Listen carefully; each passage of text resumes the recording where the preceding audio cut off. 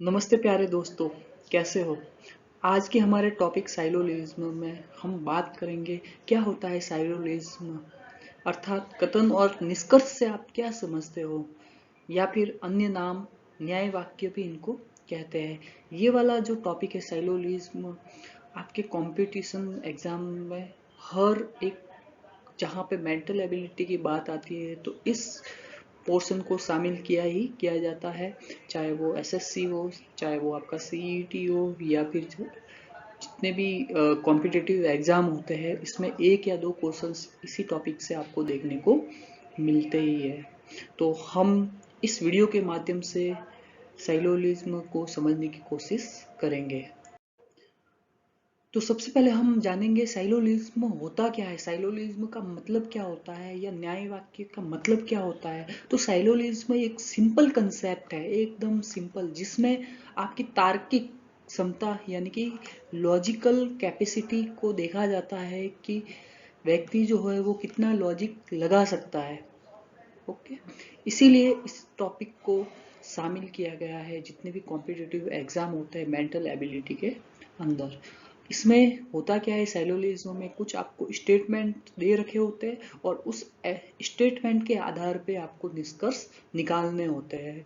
और जनरली इसको हल करने का जो तरीका होता है हम विजुअल रिप्रेजेंटेशन की मदद से करेंगे। इसके अंदर आप जो है कोई शॉर्ट ट्रिक नहीं लगा सकते हैं। अब ये विजुअल रिप्रेजेंटेशन क्या होता है, तो विजुअल रिप्रेजेंटेशन का मतलब होता है वेन डायग्राम, यानी कि साइलोलिज्म को हल करने का सबसे आसान तरीका वेन डायग्राम ही है। और वेन डायग्राम के आधार पर ही हम रिलेशनशिप निकाल सकते हैं, कथन में क्या कहना चाह रहा है और उसका निष्कर्ष क्या होता है। अब हम सबसे पहले ये समझेंगे कि साइलोलिज्म में कथन किस प्रकार के होते हैं और उसका वेन डायग्राम किस प्रकार से बनता है। जैसे टाइप प्रथम की अगर बात करें इंग्लिश में, ऑल ए आर बी, यानी कि सभी ए बी है। तो अगर हम इसका वेन डायग्राम बनाने की कोशिश करें तो आप देखोगे जितने भी ए है वो कैसे है, बी है। तो कुछ इस प्रकार से ये लेटर सपोज आपका बी हो गया। अब जितने भी ए होंगे वो बी होंगे। ओके, तो हमने क्या किया, ए को इसके अंदर रख दिया। इसका मतलब क्या है, ए का प्रत्येक एलिमेंट जो होगा वो किसका एलिमेंट होगा, बी का एलिमेंट होगा। तो पहली कंडीशन तो ये हो सकती है, और दूसरी कंडीशन ये भी हो सकती है कि लेटर सपोज जब ए जो है वो बी के बराबर है तो हम ये कह सकते हैं कि जो आपका ए का प्रत्येक एलिमेंट होगा वो बी का एलिमेंट होगा, और बी का प्रत्येक एलिमेंट जो होगा वो ए का एलिमेंट होगा।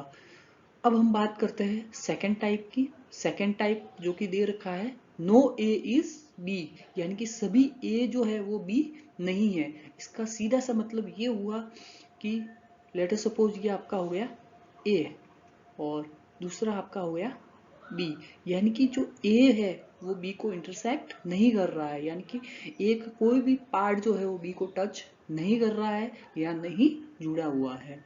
ओके, तो ये सेकेंड वाली कंडीशन हो गई। अब हम बात करेंगे तीसरी कंडीशन जो कि मेन कंडीशन है, और इसी पे सब कुछ निर्भर है और इसको समझना बहुत ही जरूरी है।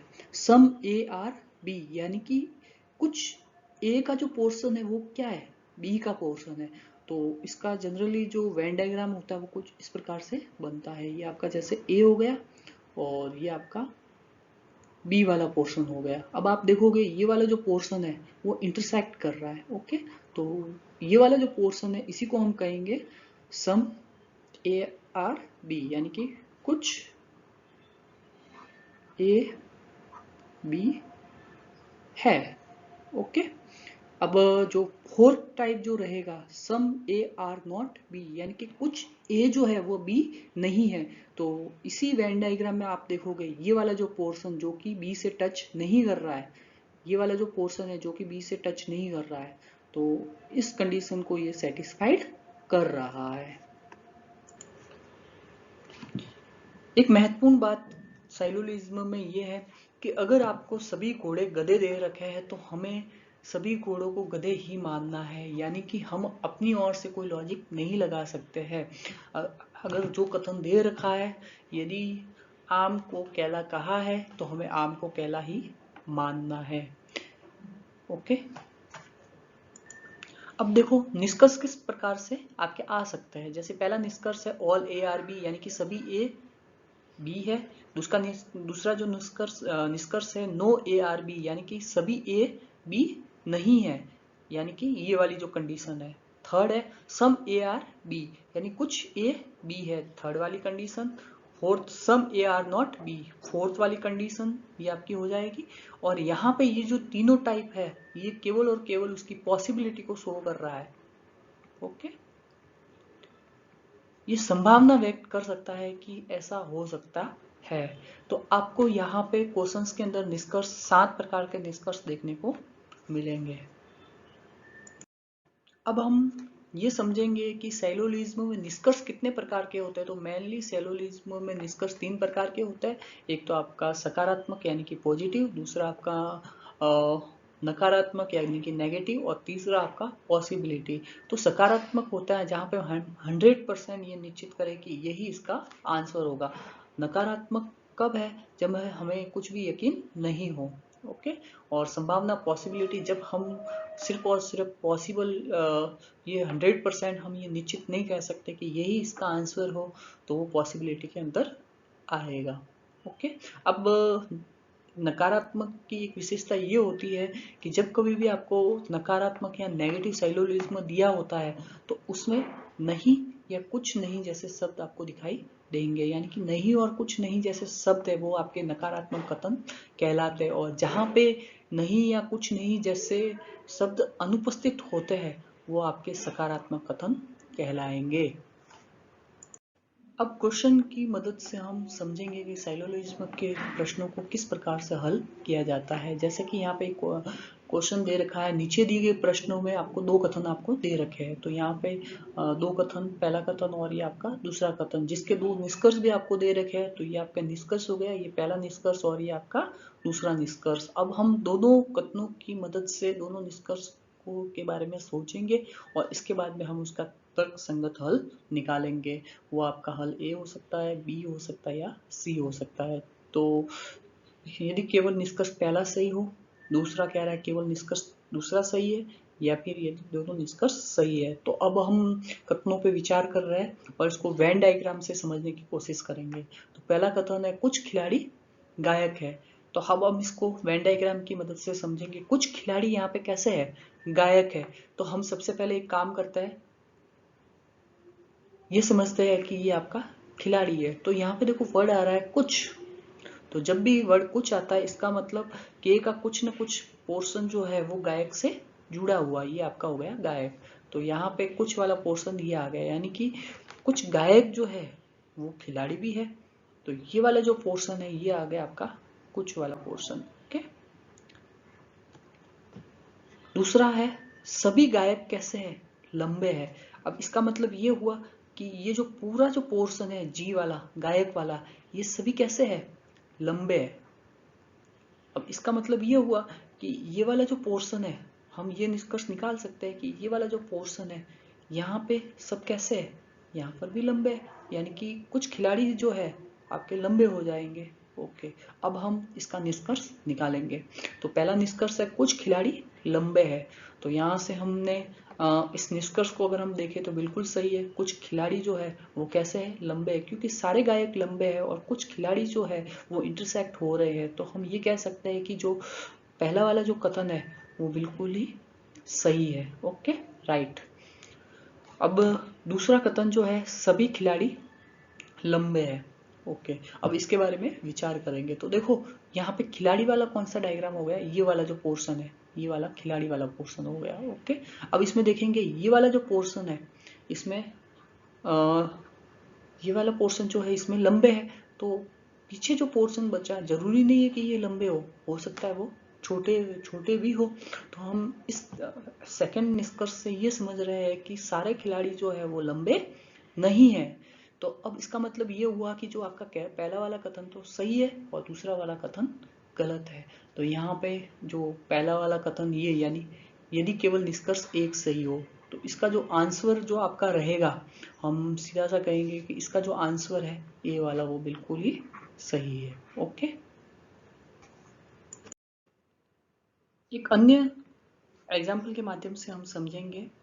जो कि कथन आपको दे रखा है सभी कार बिल्ली है, और दूसरा है सभी कार पंखे हैं। तो हम इसको समझ रहे हैं। तो जो पहला है सभी कार बिल्ली है, तो हम इसका वेन डायग्राम बनाएंगे कुछ इस प्रकार से।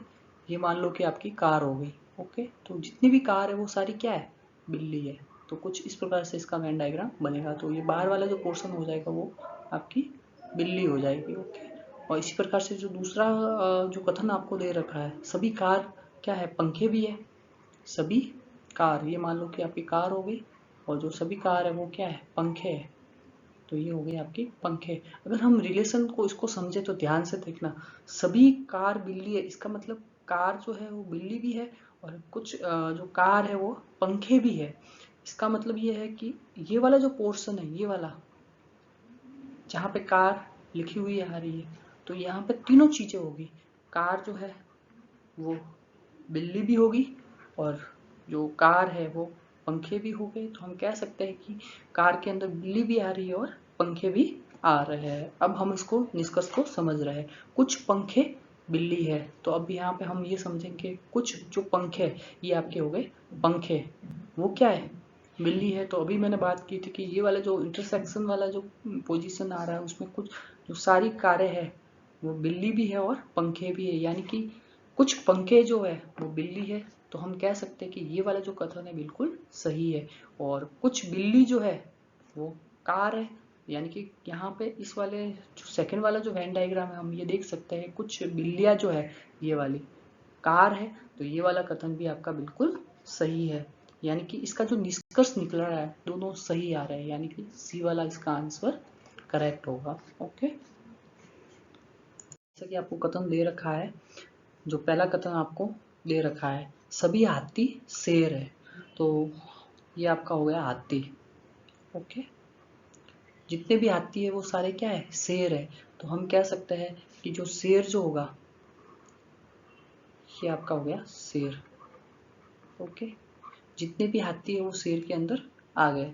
अब दूसरी कंडीशन है कि जितने भी शेर है वो क्या है, बंदर है। देखो रियल लाइफ में तो ये पॉसिबल नहीं है, लेकिन साइलोलिज्म में इसको पॉसिबल कर रहा है। तो जितने भी शेर है, ये वाले शेर वो सारे क्या है, बंदर है। तो हम ये कह सकते हैं कि जो ये जो शेर है वो किसके अंदर आ रहा है, बी के अंदर आ रहा है। ये वाला हो गया बंदर।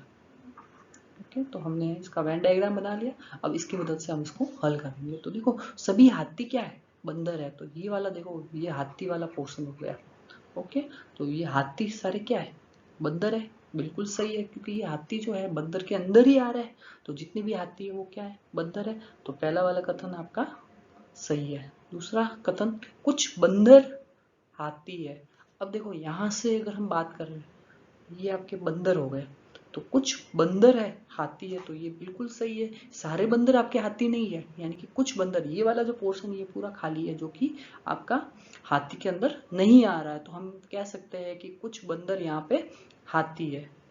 ओके, तो ये वाला कथन भी आपका बिल्कुल सही है, यानी कि कथन पहला और कथन दूसरा दोनों सही है। तो हम यहाँ से हम देखेंगे पहला आंसर है केवल कथन एक सही है, दूसरा केवल कथन दो सही है, यानी दोनों कथन सही है या दोनों कथन गलत है। तो हम ये कह सकते हैं कि जो सी वाला जो है इसका आंसर बिल्कुल सही है, यानी कि दोनों कथन सही है।